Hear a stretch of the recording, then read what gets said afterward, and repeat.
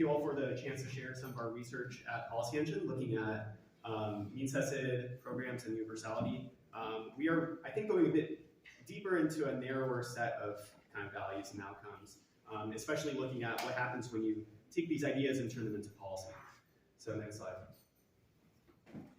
So I'll start by just going through a couple core concepts, things like marginal tax rates and guaranteed income, negative income tax, and then talk about how some of these programs that we have in place today affect these kind of concepts, and how if we were to stack on top of it other kind of policies like a negative income tax, how that would change it. And I'll sort of close by some implications for labor supply. I think you'll see some other themes in terms of values along the way though. Slide. Okay, so for these core concepts, let's start just by looking at sample household. So slide, you can sort of imagine you're a single parent in California, you've got a couple kids, and you're paying rent, you're paying childcare expenses, and you have $25,000 of income. Our model says that you'll get about $10,000 in benefits per year. So that's things like food stamps, free school meals, refundable tax credits, also about $10,000. So that's the EITC, but also the California Young Child Tax Credit. And you'll pay about $2,000 in taxes. So what happens if they double their hours worked? So they're going from 25,000 to 50,000. Well, they're going to lose all their benefits. They're going to lose almost all their refundable tax credits, and their taxes are going to go up by about double. So at the end of the day, they're taking home, instead of about 43K, about 49K. So they increase their earnings to 25,000. They're taking home about 5,600 of that. That's about a fifth. So slide. What we would call this is sort of that other side, not the 1/5, but the 4/5, that's 78%, the marginal tax rate. So that's the share of their earnings that the government takes, either in the form of taxes or withdrawn benefits. All right, slide.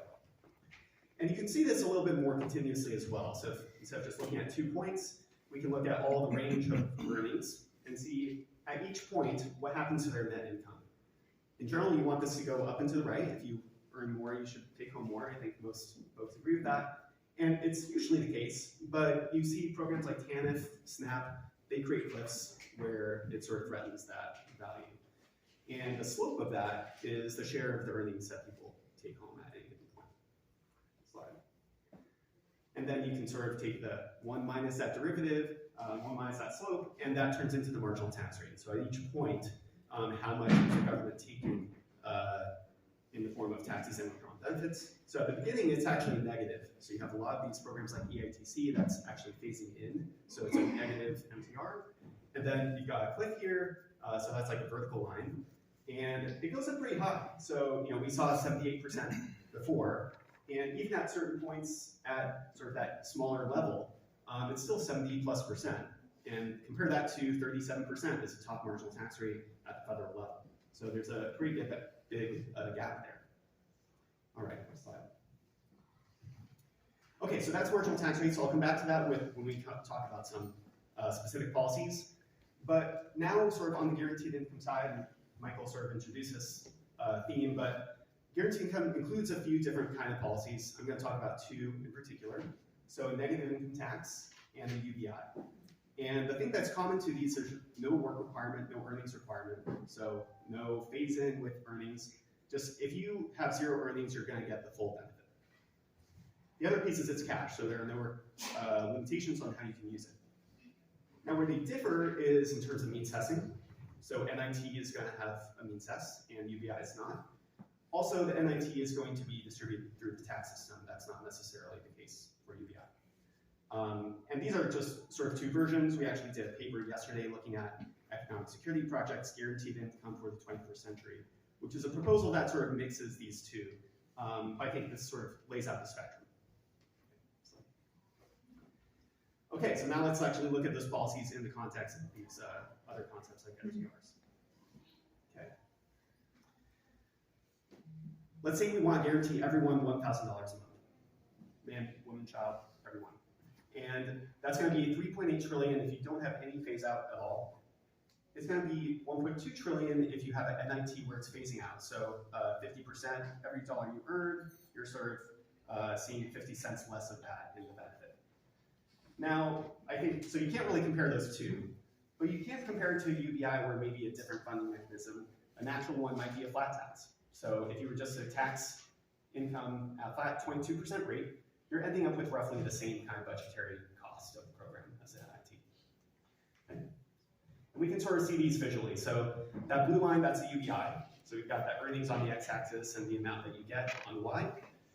The red is the NIT, so it's facing out 50 cents, and then there's no benefit or loss after that. And then the yellow is the UBI with that flat tax. So it's facing out a slower rate, but at a certain point, you're actually paying into the system. You're not getting zero, it's negative. Okay. So if we stack this on top of that first graph we saw before, so this gray one is the same household, right? We saw before, we got a clip from TANF, clip from SNAP, but now we're also seeing the NIT phase out with income. Now, you have a whole range from about $10,000 to about $80,000 where you're actually worse off. You're basically taking home as much money if you were 10K compared to 80K. And if we look at the 2 points we focused on before, at 25K earnings, if you double your hours worked, you're now $7,000 worse off as a result. Okay? Slide. And we can see this in the MTR chart as well. So basically, what we're seeing is at every point, you're just bumping it up 50 percentage points to the MTR. So, it's negative here, it's a little less negative, but where it was about 70%, now it's about 120%. So you're worse off at every point. And then there's no more difference happening. By the time it's fully phased out, there's no change in marginal tax rates. So now let's look at the same thing for a UBI funded by flat tax. And there's still some more cliffs. So these shaded regions are the cliffs. And it results in a system where you're still not any better off if you double your earnings from 25K to 50K, but you're at least no worse off. And at a certain point, these lines sort of cross, and you're actually you're worse off as a result of policy. Okay.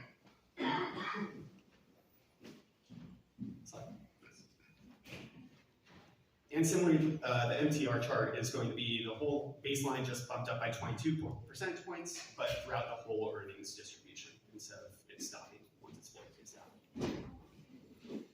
So that's sort of the individual household side. We're looking at a few scenarios for that household. Now we can look at the macro comparison slide. So we showed before the budgetary impact. These are going to be the really two most apples-to-apples things to compare here, the NIT against the flat tax UBI. All three of these policies almost eradicate poverty. On the inequality, they all lower it dramatically, but the UBI funded by the flat tax actually has almost double the inequality reduction of the NIT. And where the biggest gap is the share of people who are exposed to these cliffs. So if they were to earn more, how many people in all of society are actually worse off from earning more? And there, the NIT increases that by over 500%. And the UBI increases it, but at a much smaller level, about 62%. Okay, so those are, you might consider some values associated with that comparison, maybe fairness or inequality reduction. Just a brief note on labor supply as it affects this as well. And I think it's really important in the GI, UBI, and NIT space to decompose the two factors that those kind of programs can be expected to have on labor supply. One is people work less when they have more money. So this is sort of what the GI pilots are testing. How much when you just give people money, do they work less? And two, they might work less because they're paid less on the margin. So if you work an hour and you're paid $10 for that hour, you're probably going to work more than if you're paid $1 for that hour. And that's called the substitution effect.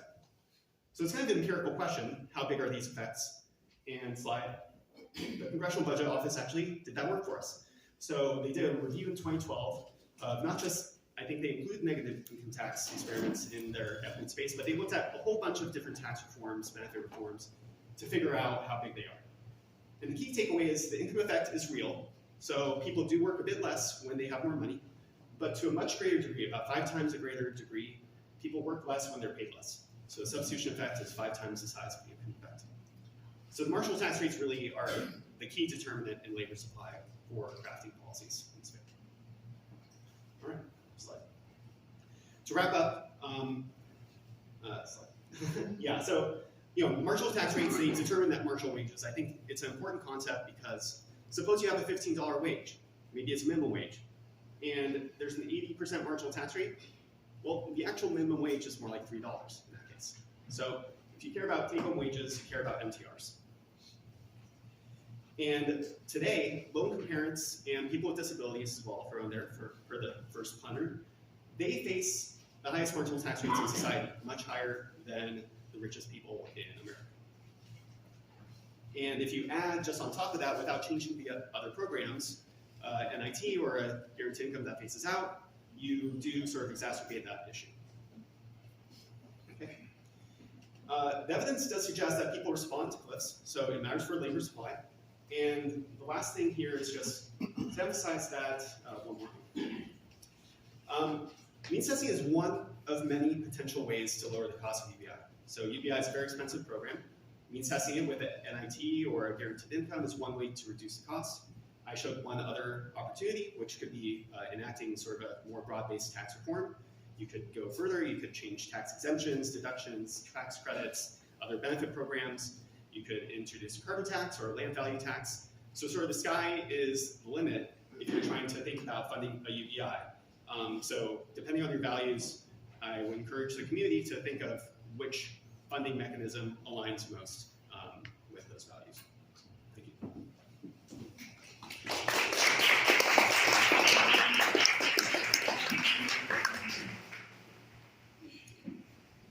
Thank you.